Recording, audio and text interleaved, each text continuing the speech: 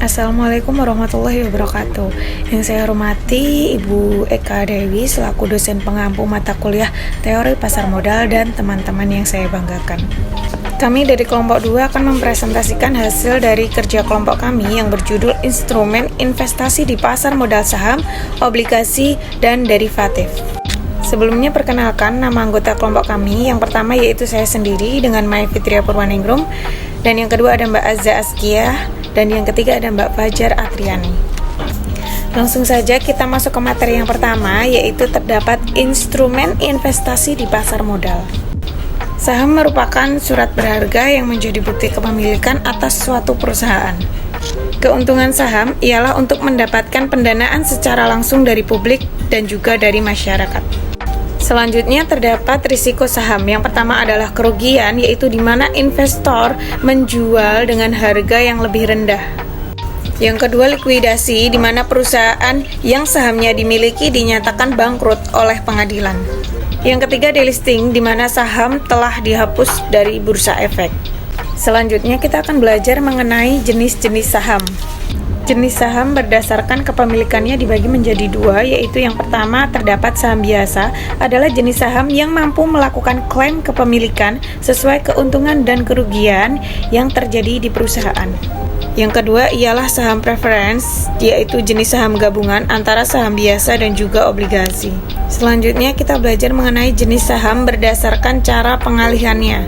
Yang pertama ialah saham atas tunjuk, adalah saham yang nama kepemilikannya tidak tertulis dalam lembar kertas agar jenis saham mudah untuk dipindah tangankan.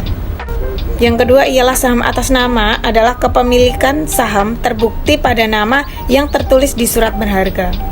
Mungkin itu presentasi dari saya, selanjutnya akan disampaikan oleh Mbak Azza Azkiyah. Silahkan. Saya akan menerangkan tentang jenis saham berdasarkan kinerja perdagangan. Yang pertama, blue chip stock atau saham yang dikeluarkan oleh perusahaan bereputasi tinggi. Kemudian, spekulatif stock atau saham dengan keuntungan tinggi namun tidak dapat memberikan laba secara konsisten.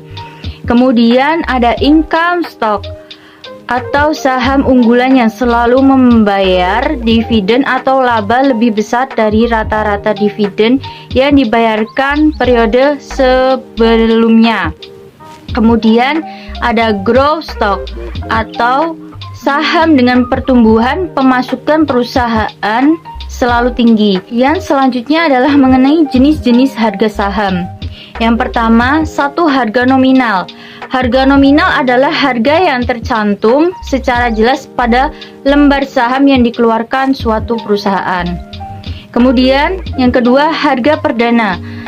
Harga perdana adalah harga yang berlaku saat adanya penawaran umum.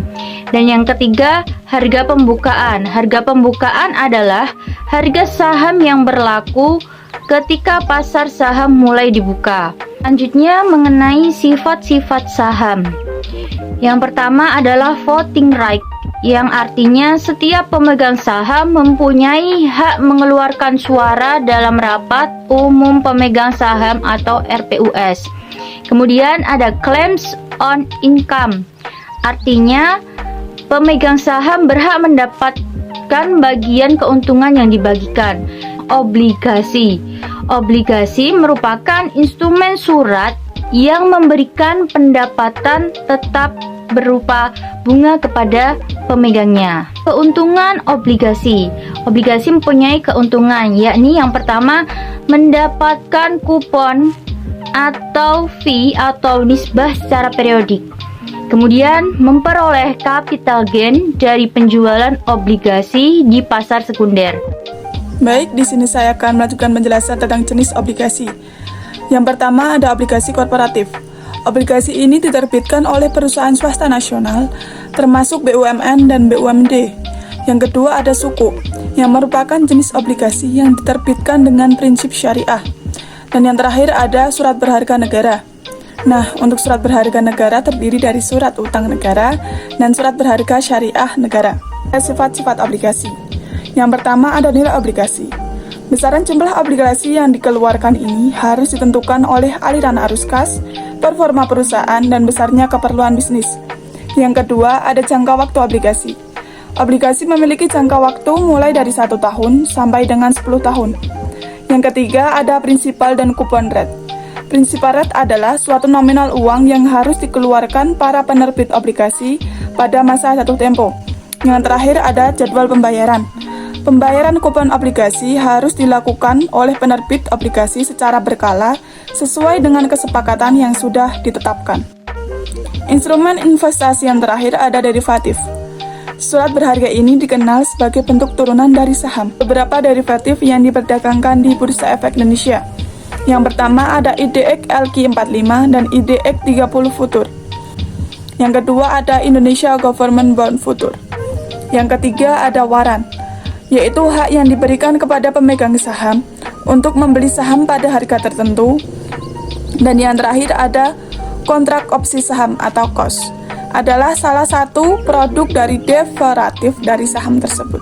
Jenis derivatif. Yang pertama ada kontrak serah.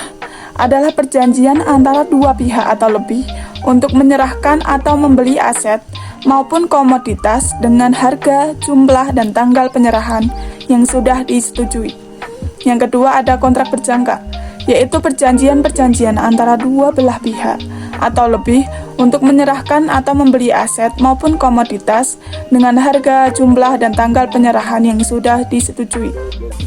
Nah, itu tadi penjelasan dari kelompok kami mengenai instrumen investasi di dalam pasar modal. Cukup sekian dari kelompok kami, kurang lebihnya kami mohon maaf. Semoga video ini bermanfaat untuk kita semua. Akhir kata, wallahul muwaffiq ila aqwamit thoriq. Wassalamualaikum warahmatullahi wabarakatuh.